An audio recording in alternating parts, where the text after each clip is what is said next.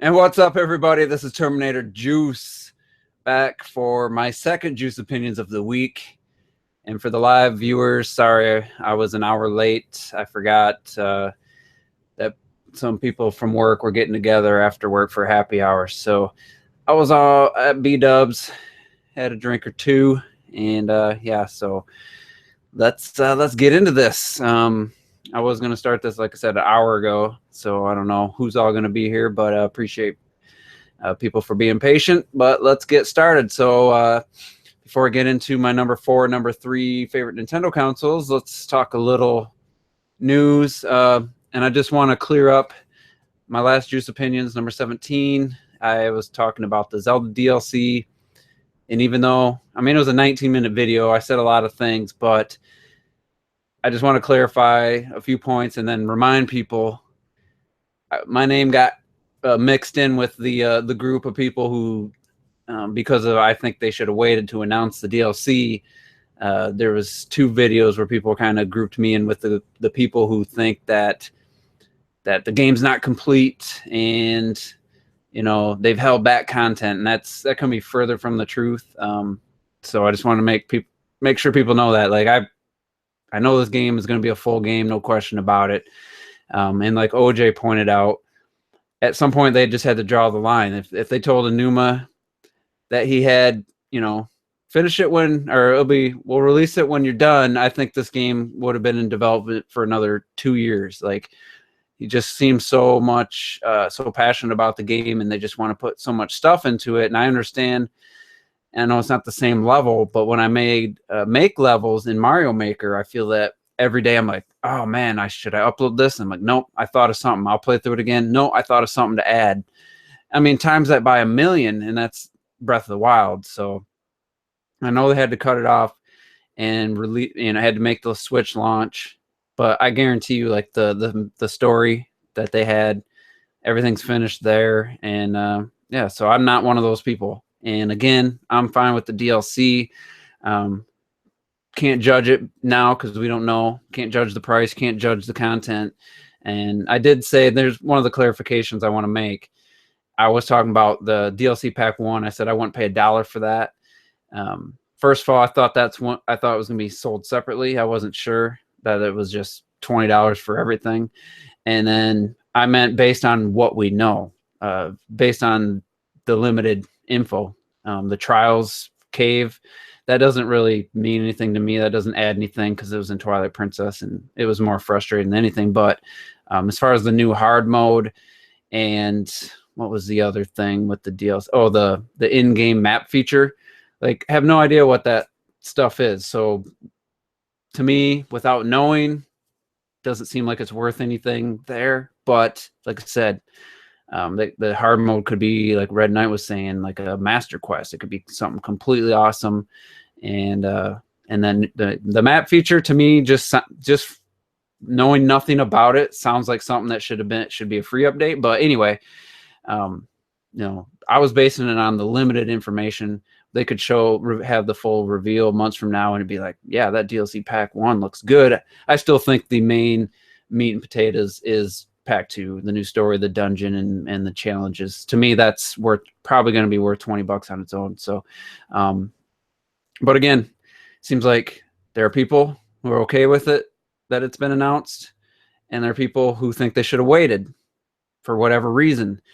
I'm not counting the fake, the angry, the down voters, the fake haters. Like, I don't pay attention to that. I was shocked. And what's up, Santiago? I was shocked when I seen all these videos. Why are you mad about the DLC? Because I didn't pay attention to any of that nonsense. I'm not following anybody or subscribed to anybody on YouTube who was against the DLC for Zelda. So whoever those people are, canceling their pre-order, those types of people, they don't exist to me. So I'm only talking about the rational thinkers, the people like, yeah, cool, there's more content coming. That's cool. And then the other people like me, yeah, I wish this would have been announced later. And I just have to keep reiterating this, not because the game's not complete, but for excitement level, for hype level. I think this could have been something after people got their hands on Zelda, maybe some people even beat it, and then here you go, there's more stuff coming. To me, that's just from Nintendo's sake, that's going to build excitement back up for Breath of the Wild. So that's where I'm coming from. And I gave a bad football analogy in my last video. I was trying to say that knowing about something beforehand kind of lessens the impact of the excitement of a surprise. Even though it was a surprise, it was done in a way, and I forget who said it in the comments. Like, Nintendo was obviously not going for super hype excitement with the way they presented this information. So it was a decision they made purposely. But like I said, the bad football analogy, I was thinking, knowing about something and then seeing it. But what I really wanted to point out was getting you're already hyped and then getting good news. To me, like I said, there's two types of people that are fine with it, and people like me think they should have waited. So let's say this is my hype, this is my excitement for Breath of the Wild, and then the DLC announcements like that. Put those two together, doesn't make it this. For me, it keeps it at the same, because I'm still just more excited, and it doesn't compound on top of each other. So the new football analogy, for those that watch football, if you don't, you might not understand. Let's say my team, the Detroit Lions, make the Super Bowl. They win the NFC Championship game next year, and they're going to the Super Bowl. So I would be more excited about that than I've ever been about anything gaming related, just because my team's never been there. So the analogy would be, all right, they're going to the Super Bowl. We got 2 weeks to be excited and get ready for the game. And then 3 days later, the president comes out and is like, yeah, we got some, we made some bold moves. We made some trades for the draft in May. We're going to be very aggressive. And then the start of the season, we're going to have new uniforms, and we're going to just have this new philosophy, Hey, that's good stuff. But guess what? There's a Super Bowl in less than 2 weeks. Like, none of that stuff matters. So for me, as a fan of, the Lions, just like I am a fan of Nintendo, that excitement for the Super Bowl is the same as my excitement for Breath of the Wild. And any additional good news just gets absorbed into it and is a wash. So let's say my team wins the Super Bowl. Yes, awesome. A month later, hey, in May for our draft, we're going to be super aggressive. We're going to make trades. We're going to try to get the best player, something like that. Well, that doesn't happen, but I'm just saying. Then I'll be, oh, yeah, awesome. That's good. But if you do that before the Super Bowl, for me, it's a wash. It just gets blurred out. And that's how I feel about the announcement of the DLC for Zelda. Like I was telling Red Knight and Ms. T, I was like, Red, man, I'm sorry. I watched your video. You're excited. I just can't. I need to shed some tears for this current story before I can be excited for this new story, a completely new story, new dungeon. I need to blood, sweat, and tears the game as it is before I can even think about that. So, and then I have to eat crow on one thing. I was talking about the Mario Kart 8 DLC, how they did it, and I had forgotten that they had announced it first with just minimal information, some screenshots. They showed Link. I believe they showed Link in the Hylian motorcycle, and then like some Animal Crossing suggestion. Hey, some of the new tracks are going to be Excite Bike, Zelda, Animal Crossing crossovers. There's going to be new characters. They showed us some stuff, but that wasn't the trailer. That wasn't the first trailer. And that news, the way they did it, generated probably the most excitement I've ever seen since I've been following, on YouTube and stuff for anything like that. News was just amazing. It was all good, and it was well received. There wasn't a single negative complaint about it. And it wasn't, the trailer came like a month and a half later, which was just as awesome. So in that regard, you can announce something without fully showing it, and it's still being exciting, or could still be exciting. So yeah, I was kind of off. I forgot how that kind of played out. And they announced the DLC in August, and we got a trailer in like October, I believe. I think the DLC came out, so it might have been September. But either way, you can do it that way. But I just still think post-launch, and if you look at the negative reaction, I can't prove this. This is my opinion. Somebody was talking facts, like it makes no difference, like factually stating that. No, we can't say one way or the other. It's what's done is done. It's history now. They announced it before the game, and the reaction was overly negative, or mostly negative, or half and half. And my gut feeling, can't prove it, it's just a feeling, nothing could change my mind, as Nintendo announces this in April, maybe middle April, before Mario Kart 8's dropping. They announced the Zelda DLC. I think it's way more well received because, again, people just don't like, including myself, and not everybody, but a lot of people, they don't like DLC announced before game releases. It's just proven history. Other than Call of Duty, it's kind of expected now. But you look at Arkham Knight, that was not well received. You look at Battlefront, even though that game looked completely unfinished and not enough content.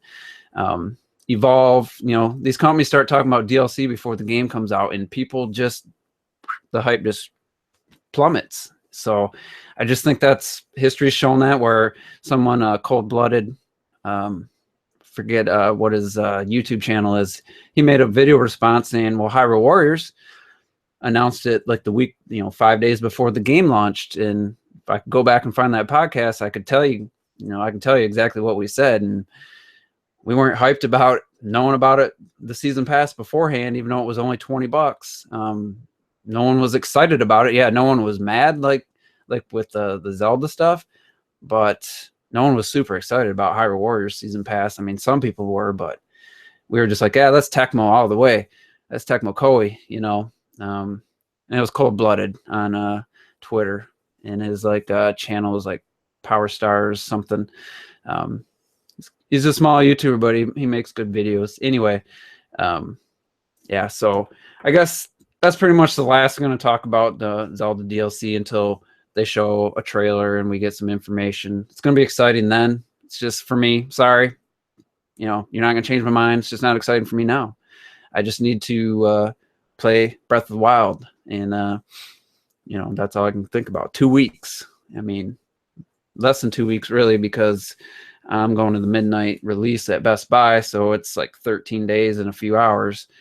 And yeah, so perfect segue into, so people are getting their Switches, reviewers, IGNs, those type of people, tech reviewers on YouTube, getting their Switches. And 2 weeks, it's pretty late really to be playing Zelda and getting a game review out.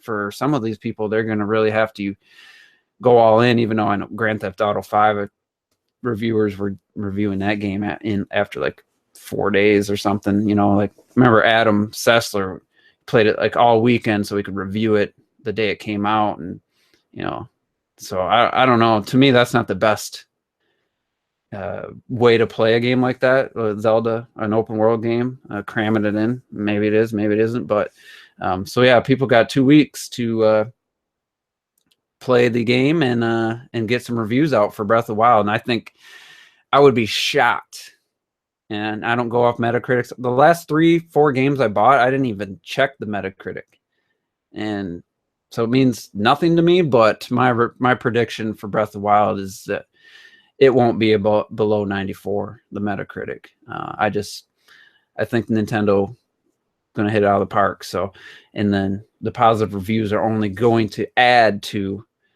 the Switch's hype and excitement. So yeah, that's good stuff. People posting some videos of the unboxings. I didn't watch the unboxings. I just kind of want to be surprised when I open it. And oh, you're talking about the Zelda. Yeah, they could just review the Wii U version. Yeah, they don't need the Switch, so they might have had the Wii U game maybe a week ago or something. But that's a good point. They pretty much play the same, but they could add in the visual differences or any loading times or any technical differences later on.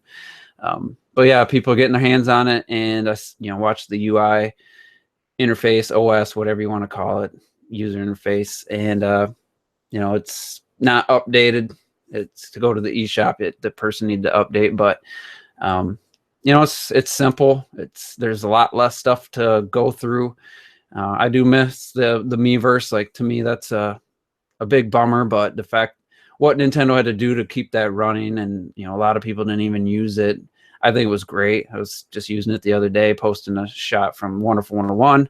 But if you can, I can accept the sacrifice of not having that for the speediness of this UI and this OS.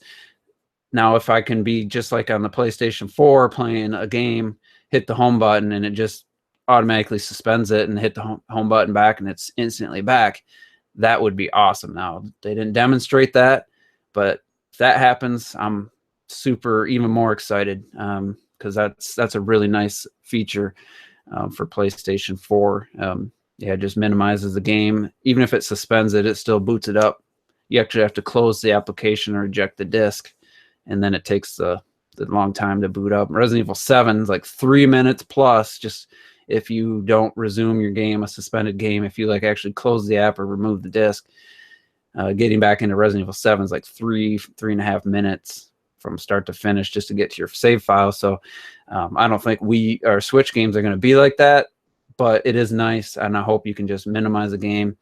But no share, they didn't show the sharing stuff and really a whole lot, just other than it seemed fast. And for the touchscreen, he didn't, know it at first. You touch it once to highlight it, you touch it again to select it. And it's Rule 2 Reviews little video on Twitter. The guy said that, the Skylanders guy said, yep, it's select and then basically enter or whatever. So you have to tap it twice. Maybe you can turn that off. I like the white or the black backgrounds. Hopefully there's themes, and it's just seemed really quick and really fast. The Nintendo accounts, the games, the downloaded games, indie game or eShop games, I should say, DLC is tied to your Nintendo account now, so that's awesome. And in the settings for people, I heard people talking like it says automatic or 480p for resolution. I think that's just the day one. I think it needs the update. For whatever reason, those two options make no sense to have only 40p and automatic. It would be 1080p, 720p, and I mean, who even selects 40p? And maybe that's just because it wasn't docked. So, but overall, it seems really quick, really efficient, fast, snappy, and I could care less that Netflix and Hulu aren't on there. Even the internet browser, I use my phone and my tablet. I don't even. The Wii U is good, but I stopped using it once I got my tablet and my good smartphone. Because I had a smaller one and I finally got the Droid Turbo a few years back, and I haven't looked back. There's no reason. I don't even use my laptop. I just use my my tablet, my smartphone for internet. So that means nothing. Netflix and Hulu, yeah, down the road for people, I guess would be cool. I'll never use it. I got a smart TV in February 21st, 2014, same day my Donkey Kong Country Tropical Freeze released, and I've never used, a few times have I used those features or those apps outside of my smart TV. Now, I will say the PS4's YouTube app is better than my TV's, because the PS4 one does 60 frames per second, my TV doesn't. But other than that, the Switch to me, has zero impact. But I'd rather just see quick navigation and just instant booting up stuff over having that, those types of apps. But for the people that want them, I guess, hopefully they come in the future. I think some of the main ones I would fully expect to be on the system by the end of the year. So, but yeah, it looks great. Looks cool. I didn't want to watch a ton of it because I just kind of want to learn the system myself and kind of experiment and be surprised by some of the stuff. So I didn't watch everything and check out the Meme Maker stuff. So I'm trying to guess, just like with Zelda, I'm kind of trying to like a blackout. I don't want to see unboxings. I don't want to see a bunch of stuff of the interface. I just kind of want to experience that for myself, kind of fresh. So. And then the last thing before we get to my number 3 Nintendo consoles, Sony. Now, if anybody out there watching this video, if you have even a 1% amount of surprise that Sony would copy Nintendo, you just haven't been paying attention the last like 10 years, maybe more. Nintendo or Sony will blatantly copy Nintendo, and they have no shame about, like Red Knight's video. You know, just everything pretty much since the N64, GameCube, Wii. Not every single little thing here, but like the Move, obvious, that's an obvious one. That was a just blatant rip off of the Wii remote. PlayStation All Stars, blatant rip off of Smash Brothers. The Vita second screen type experience, ripping off the Wii U, and now it looks like they have a patent for some kind of, it didn't look like removable controllers, but it just looked like some retarded Sony version of the Switch, and it's just like, not surprised. There's 0% surprised by me, and I think it's the future. I think Microsoft, with their whatever their Scorpio turns out to be, if it's just a 6 teraflop Xbox One or is something other than Xbox, just new thing that plays Xbox One fully backwards compatible, I think they're going to look pretty dumb myself. There's going to be, a decent amount of fans out there that get excited for that super powerful. It's barely going to be better than my graphics card that I bought January of 2016 as a 2015 card, the R9 390, whatever. Yeah, it's the 390. It's not the X, it's just R9 390. That's a 5.1 teraflop card, 8 gigs of RAM, So I just don't care about this Xbox One, Scorpio, whatever they call it, super powered, that's going to play 4K, That means nothing. And I think they're going to look foolish after Nintendo and the Switch. And I think Sony's smart to copy it, because I think that if the PS5 is just a more powerful PlayStation 4, I don't think that's going to be acceptable by a lot of gamers once a couple years from now. I think the Switch is going to be the new way to do it, and we'll see. Sony, obviously, and Microsoft are going to go that route. They're going to go with more power, just like they always do. They're going to run into problems like the battery life and stuff. So it's going to be interesting to see, but I think they're going to have to copy it. And I think the Switch is going to be a huge success. So, but yeah, let's get on to this list. Now, Retro Death, he might have bailed because, I started late. So it's super, super early in the morning for him. He guessed my number 4 would be the Super NES. My number 3 would be the N64. So the thing is, my nostalgia had my list differently, and then I started breaking down the standout titles, the good games, the okay games, the highlight, the best parts of the console versus the bad parts, and I had to switch my list up. And it's my number 3 and my number 2 almost had to switch, but nostalgia got the edge there. But so number 4, Triple J Zoo, you read my mind, dude. The Nintendo 64. And Ms. T, his heart's gonna be breaking right now. Standout titles. I'm gonna do this just like last time. Super Mario 64, greatest launch title of all time, as of now, 2 weeks before Breath of the Wild. Ocarina of Time, one of the greatest of all time games. GoldenEye, and Wave Race 64. Now those literally are my the only standout titles. Perfect Dark was okay, was good. I mean, it was good, but by then all my friends went to college, so I didn't have anybody to play split screen with. Again, just like with the GameCube, timing of the N64, I got it the year before I graduated high school, and by the time a lot of the games were hitting, most of my friends were going to college and stuff, so it was a different time for me. So Banjo-Kazooie I thought was okay. I didn't play 2. Star Fox 64 was good. Pilot Wing 64 was pretty good. Blast Corps was pretty good. I liked that game. Mario Kart 64, I only played it a few times. I rented it twice. I was disappointed.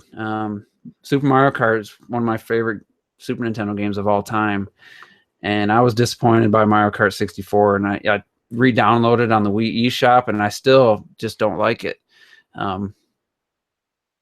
But Conker's Bad Fur Day was a pretty good game. Came way late. Mortal Kombat 4, I actually liked that one. That was like a 3D one. Disappointing game. Killer Instinct Gold. Huge disappointment for me. Just what a travesty. I thought they were going to really make it like the arcade game, and it was barely better than the Super NES version. It was terrible. God, I didn't write down any more for the disappointed, but I feel like there was a couple. I know for a lot of people, not getting those RPGs and stuff, but for me, that had no effect. So let's talk about the good things. The Rumble Pack, obviously, is standard now. Rumble analog stick, standard. It was awesome to have that, and it blew my mind when I played Super Mario 64. So that was awesome. They stayed with cartridges, so we didn't have the loading of the PlayStation 1. I freaking hated the PlayStation 1. My buddy had it, and it's just the loading times and having to save everything on a memory card.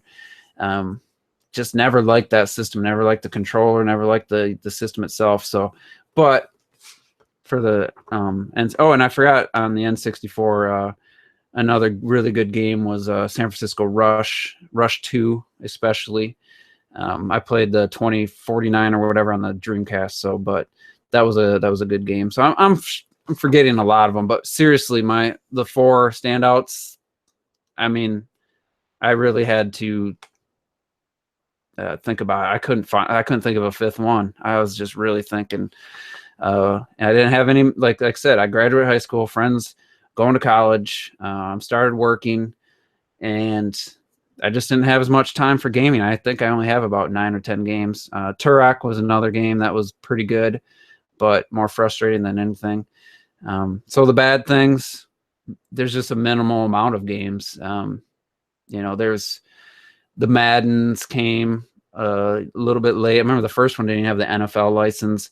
Oh, another disappointing game. Quarterback Club 98. It's a terrible fucking game. I put 100+ hours into it. Me and my buddies that I worked second shift with, we tried. I just couldn't get into that. The Madden game was terrible. The first one, forget what year. I forget what they even call it, Madden 64. So there just wasn't a lot of games, really. Majora's Mask, another one.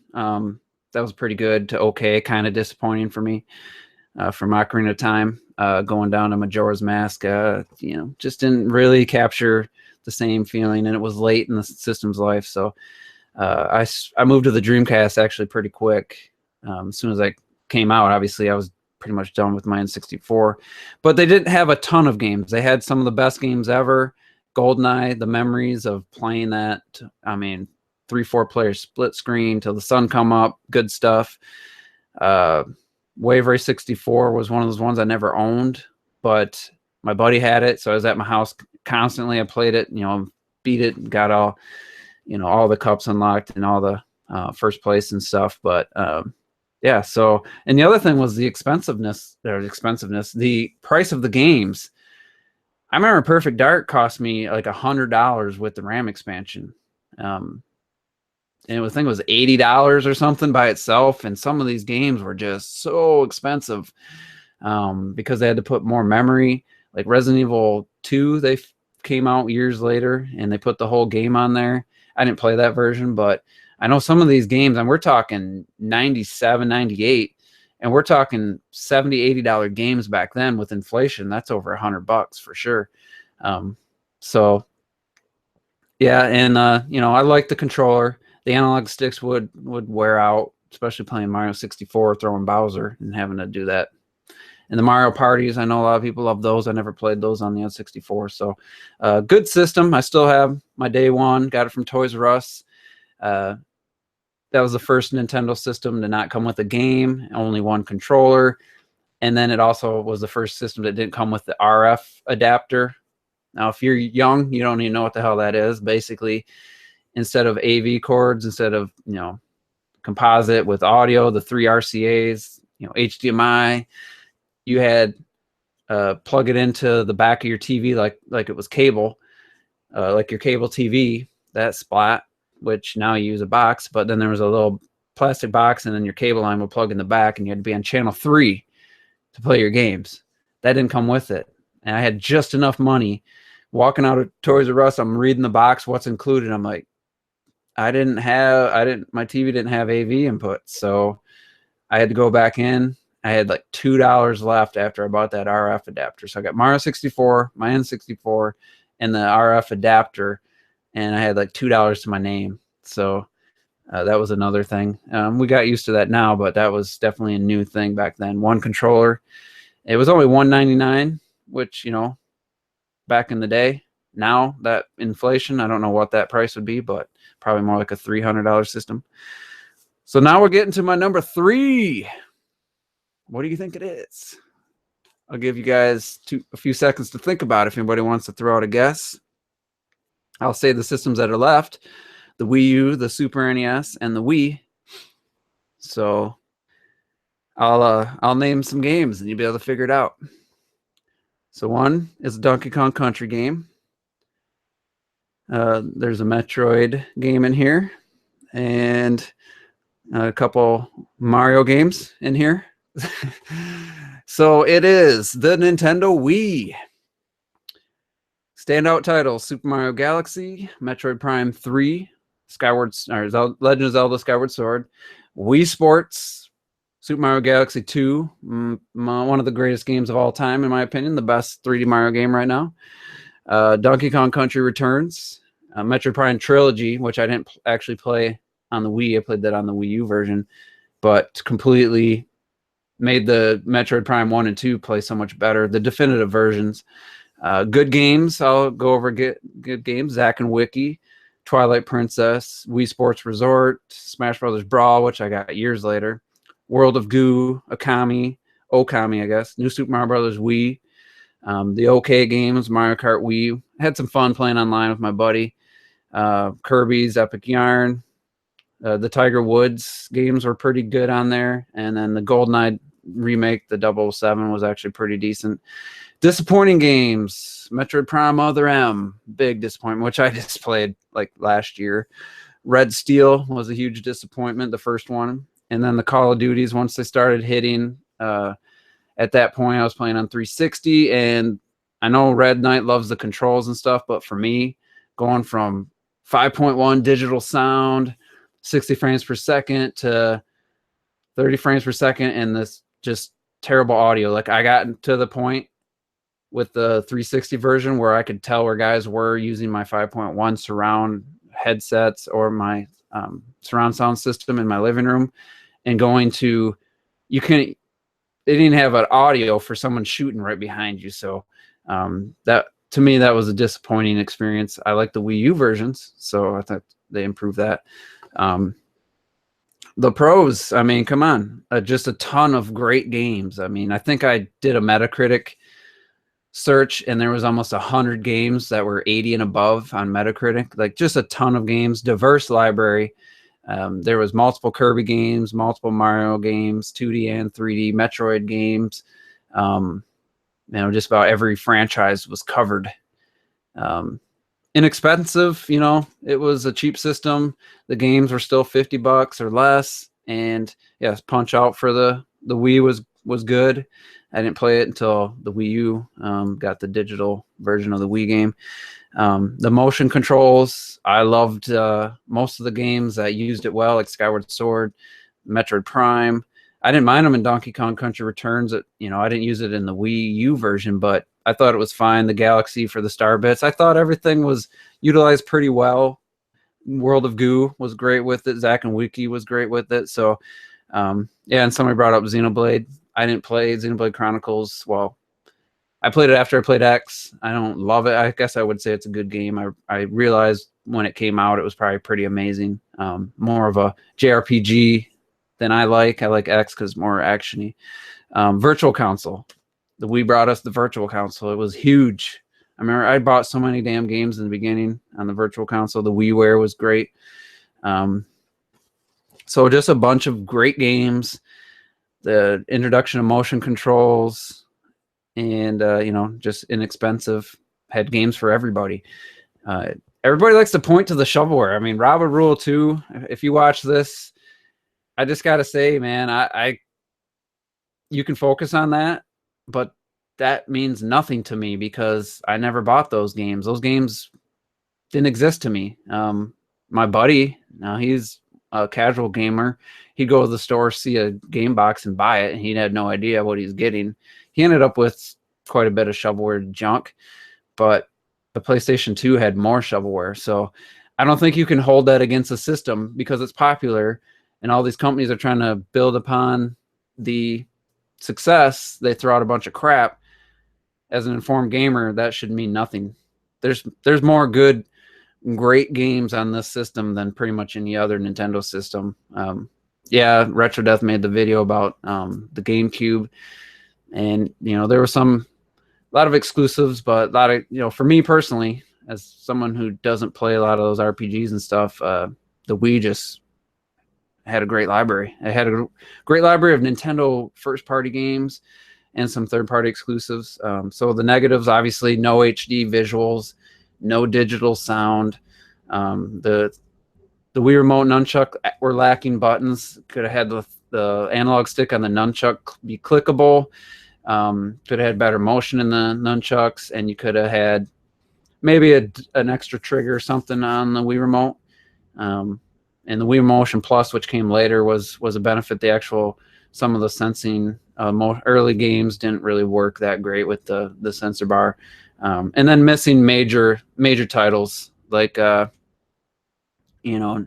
and Sony were getting Assassin's Creed, which was new and exciting back then, 1 and 2, and the Wii just wasn't getting that game. And they ported Call of Duty. Like I said, to me, it was a huge step down, even though the controls for people that like that were superior. Everything else was inferior. Dead Space, one of my favorite 360 games, got an on-rail shooter, which looked like it was pretty decent, but it's not the same. One of the best reasons to play Dead Space for me was the atmosphere and the sound. One of the best uses of surround sound in a game. So just missing, these impressive, exciting games, Mass Effects and all that. Just couldn't compete with those or get those because of just how much they would have had to reduce the visuals and stuff. But in the place of those games, we got some of the greatest games of all time. So kind of a trade-off. But overall, good system. It's the only Nintendo system that I purchased myself that I didn't keep. As soon as the Wii U came out, transferred all my stuff. I still have my Wii remotes, my sensor bar. I actually got rid of my Wii. I think I got $80 for it. So it's kind of crazy that it's kind of a rule I have, but because the Wii U will always be a Wii, I don't feel like I'm missing it. And I have my GameCube with my component cables. Who knows? Someday those won't even be. There won't even be component inputs on TVs, but yeah, it's a great system. I think a lot of Nintendo fans now kind of trash it. And back when it was, this big, huge thing, everyone was happy and excited. But I think now people are just kind of, it's like an easy target to criticize. And I think it's not deserving of that criticism. Yeah, it wasn't perfect, but I mean, like I said, brought the Virtual Console out. We're playing all these games on one system, backwards compatibility with the GameCube, and just got a ton of great games. So that's my number 3, and next week will be number 2 and number 1. But like I said, 2 and 3 I almost had to flip them, but nostalgia, maybe that's a hint. 1 over. So tune in next week for my number 2, my number 1. And yeah, so any other news that happens, it's going to be the last Juice Opinions next week before the Switch will be played by me. So then, Juice Opinions number 20 is going to be my Switch impressions. The day after I wake up, after I get some sleep from the night before. That's going to be it. So that's pretty exciting. Just to think there's 2 Juices Loose podcasts before the Switch is out, which is awesome. And yeah, very excited. So thanks everybody for tuning in. Again, for those watching live, sorry I started late, but yeah, let me know what you think. And sorry for the the Wii haters out there. It's like I said, it's an easy target. I think you must have had something else going on in your life if you didn't like really realize that was a great Nintendo system. Wasn't perfect, but it was cool. And yeah, it's my number 3. So, and Mr. T, sorry, N64, your favorite of all time, was my number 4. It is what it is, maybe if different circumstances, I might have had it higher. So anyway, that's going to be it for this video. Thanks for tuning in. We'll see you on Monday for the Juices Loose and more Switch excitement. So we'll see you guys then.